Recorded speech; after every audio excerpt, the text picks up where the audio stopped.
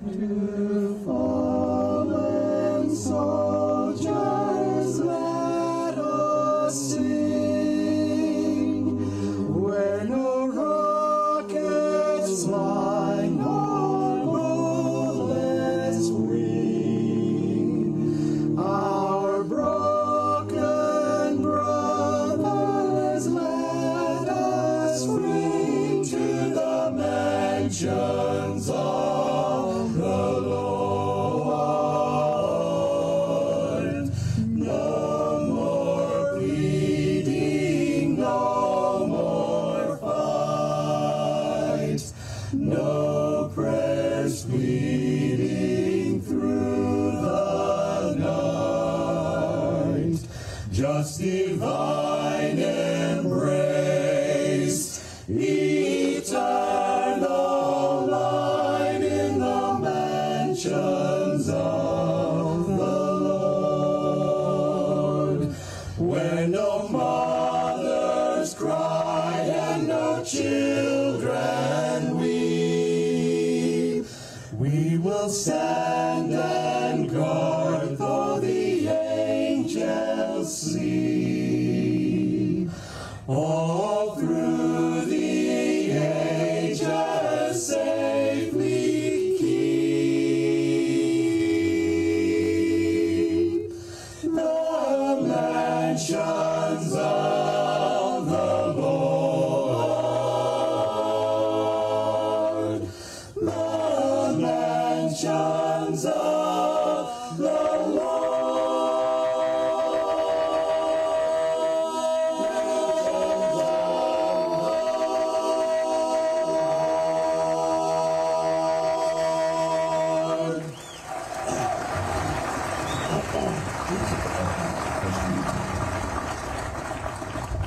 This next, just talk. For this next song, there we go. For this next song is the Armed Forces medley. So whenever we get to your branch of the service, the song that represents your branch, please stand up. And the families of those of the military branches, please stand up as well. So hope you enjoy. It's usually a pretty good hit. So thank you. Slow. No, E flat, right.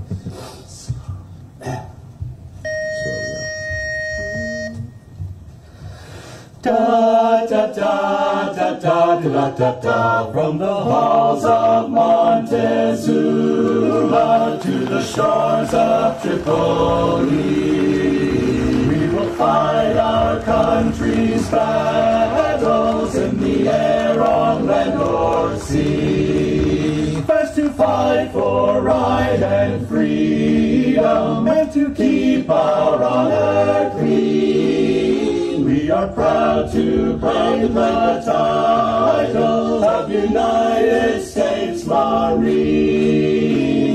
Anchors away, my boys, anchors away. Farewell to college joys, we sail at break of day.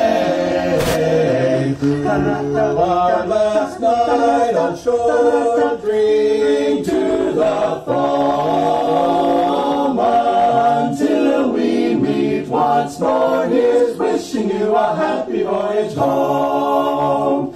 Da da da da da da da da. Da da da da da da da da. We're always ready for the call. We place our trust in thee. Through surf and storm and howling gale, what shall our purpose be?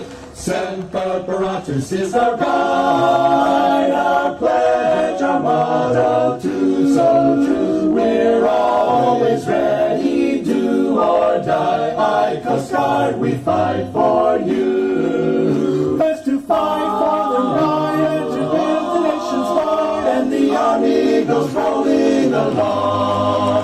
Proud of all we have done, fighting till the battle's won, and the army goes rolling along. And it's high, high, hey, the army's on its way. Cut off your cadence loud and strong, for where'er we go, you will always know that the the army goes rolling along.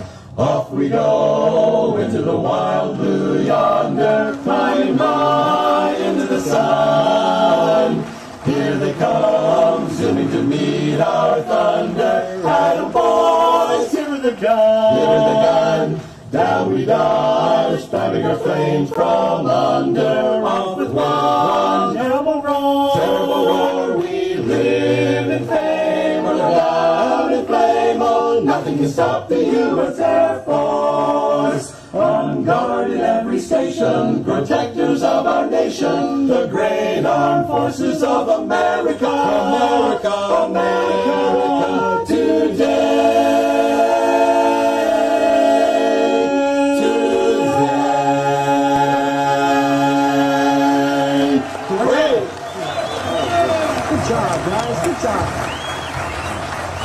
Thank you, each and every one of you, for your service. We certainly appreciate it and live by it every day.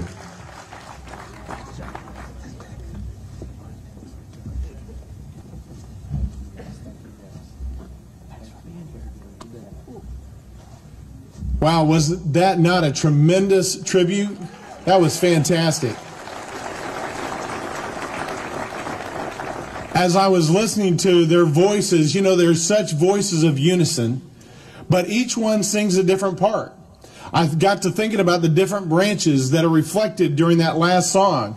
Each branch serves their part, but together the chorus is undefeatable. The chorus is magnificent. And it's just fascinating to watch as each one of you stands as your branch is recognized and you're honored for your service in your branch. And we understand that you played such an integral part in keeping this nation safe.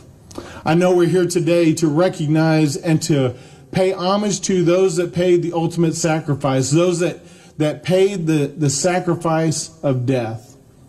But I tell you, we need to pause and reflect on a couple of other things today as we sit here.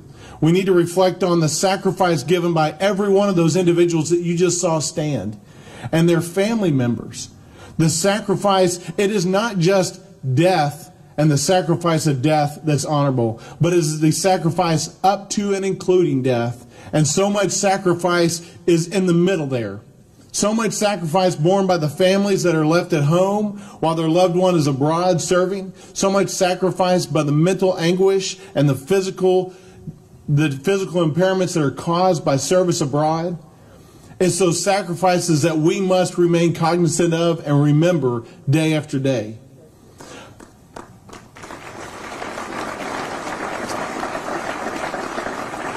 I recently became a little bit emotional because I provided my first appointment to a military academy just this past week in person. I presented an appointment to the United States Air Force Academy to a young man locally. And when I looked at him, what I realized was, and the words to his classmates was, look at this young man, your classmate, because he is the one that has stood and said, I am willing to go and serve and to provide that ultimate sacrifice. And as we look at the little faces of the young kids around here today, the little girls and boys, we don't know who is going to give their life for this country. But what we do know is there are more lives to come that are going to be sacrificed on the altar of freedom to ensure that our grandkids and our great-grandkids and our great-great-grandkids remain in the freest and the most wonderful and the best country on this earth. Don't you agree?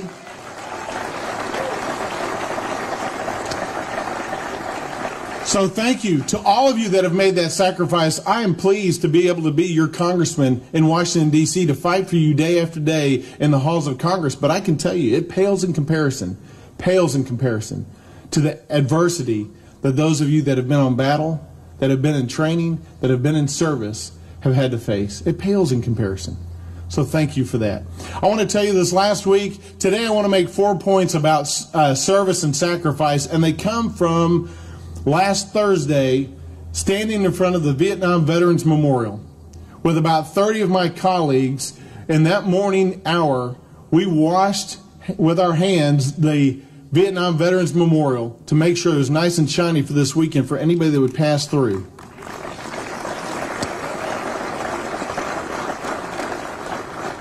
But as we did that, we talked about what the symbolism was around the Vietnam Veterans Memorial, and it really spoke to my heart. And I thought I wanted to pass along 4 things that spoke to me that day that I think really are emblematic of what we're here to do, regardless of which war you fought in or regardless of which service that you served in. The first is that the Vietnam Veterans Memorial, if you didn't know, is in chronological order. You know, there could have been a lot of different ways to list the names of those 58,000 servicemen and women who died during Vietnam service, but they are listed chronologically. And the little 21-year-old who designed the Vietnam Veterans Memorial, and if you didn't know, she was 21 years old, in a nationwide contest, she said, I wanted to list them chronologically for this reason, because every death was a moment in time, a moment of sacrifice and time in this country. And if you look back over the almost 250 years of this country's existence, each death of those that gave their life for our country is a moment that we should pause and reflect upon. It was a moment that somebody said, I am willing to stop my life in this moment for the lives of somebody else. It's not a moment that should be glanced over in our history, but every name on that wall involves a moment in time when that life ended. It's something we should think about.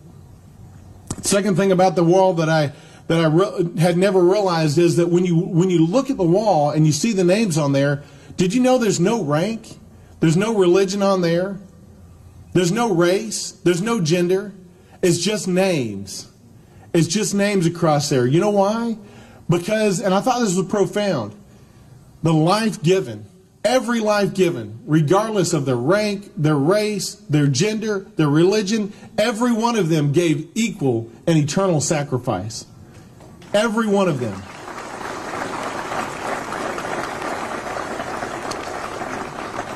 I speak boldly to my kids and those that anybody that will listen to me, that every life in this world has equal and eternal value, and every life has a calling from God. Every one of them. And we want every one of those lives to fulfill that unique and divine calling in their life. And to have that calling, to have that life snuffed out in the battle of war is something that we should be sad about. Something that we should be glad about, because it provided the opportunity for others to follow their calling as well. But for that person, we should be sad and we should mourn the loss of that life, because they were willing to step out and say, I'm giving my life up so somebody else can follow their call in this life. Somebody else can fulfill those long years of service that God has for them in some other way. And perhaps that was their calling in life, was to give others the chance to fulfill theirs. The third thing that I thought was profound about the Vietnam Veterans Memorial is, if you go to Washington, D.C., everything up there is what? It's white marble. Everything's white marble up there. But not the Vietnam Veterans Memorial. It's black granite. You know why it's black granite? Because when you wash it clean, which is why we did that Thursday, then when you're done washing it, you look, and what do you see? You see your reflection. It's like a mirror. And it's powerful. I mean, it's powerful. When you stand there in silence and you're looking at those names and you realize that you're looking at your face, you're having to look into your soul and ask yourself, would I have been willing to make that sacrifice? Am I willing to make that sacrifice? What am I willing to do for my country to ensure that it's great moving forward? Because that person whose name I'm looking at right there, whose name is in the picture of my face as I stare at myself, they gave it all. They gave it all for me. They gave it all for you. So what are we willing to do? Are we willing to help our neighbor? Are we willing to help our community? Are we willing to take just a little bit of sacrifice in our daily lives for this country? That person gave all. So as we stare at that black granite, it becomes a mirror that we need to look at and ask ourselves, what are we willing to do for our country? Because the moment we become selfless in our nature and selfish in our nature and selfish in our pursuits in this life, that's the moment we've lost the true understanding of what this country is about. It's about selflessly giving back to our country and selflessly giving back to our neighbors and to our families. It's about serving God and serving others. That Matthew 22 call. And fourth, What you realize when you see the Vietnam Veterans Memorial from a distance is, when you stand on one edge or the other, is it looks like a knife cut into the ground. And that's how it was designed. It starts thin and it gets deep in the middle. And those of you that have visited it, as you walk in, the granite is real narrow, and then it gets deeper and deeper till you get to the middle, and it's about 10 feet tall. And then as you walk out the other side, it gets thinner and thinner out the other side. It looks like a deep cut of a knife, as to reflect the wound that was given because of that war. Not just that war, but we could say the wound that's given every time a family member loses their loved one in combat. There's a wound that never goes away. It's always present. Those of you that stood, that had family members that have given all to this country, you still feel that wound today, I'm certain. Those of you that served in combat and you had brothers and sisters in combat that lost their lives, you still feel that wound today. May we never lose sight of the fact that there is a wound there every time somebody gives their life for this country.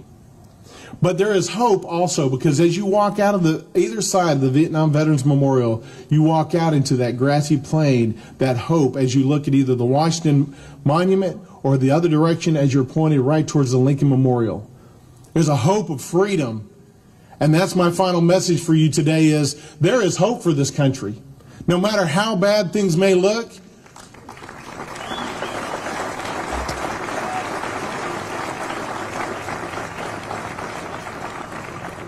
there is hope for your family. There is hope for your life.